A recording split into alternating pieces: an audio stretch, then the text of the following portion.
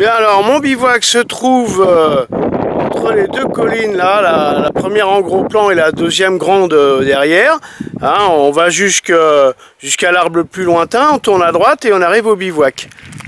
Là c'est le torrent vers lequel je vais aller, je vais remonter d'ailleurs pour aller à la grande cuve d'eau. Et là, tout au long là, et ben en fait il y a de l'eau.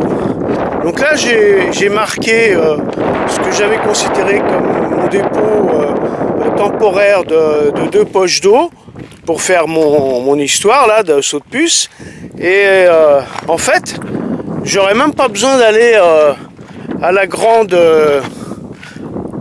cuve d'eau pour faire de l'eau, car ici il y en a et je suis pas encore descendu, ça m'a l'air accessible et propre.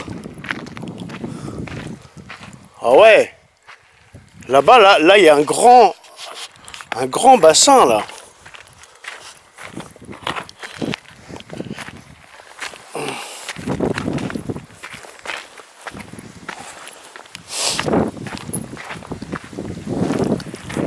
Ah ouais, quoique c'est pas très profond. Mais quand même, l'eau est très claire.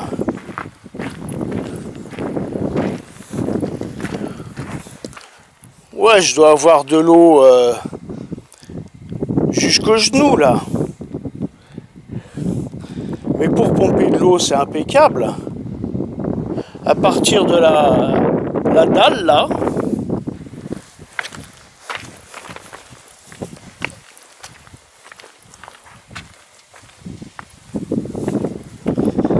Voilà, et ça, cette eau là, eh ben, elle vient de la grande cuve là-haut, hein, forcément.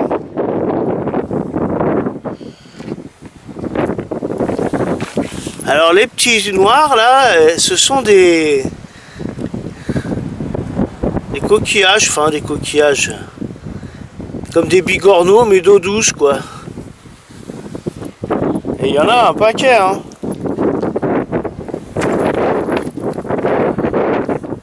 Voilà, alors moi c'est ce que je vais faire. Je vais pomper de l'eau là. Elle est hyper claire. Bon bah ça c'est déjà une bonne chose, une bonne nouvelle. Hein, donc demain je remonterai à la grande cuve d'eau juste pour voir, mais pas pour pomper de l'eau.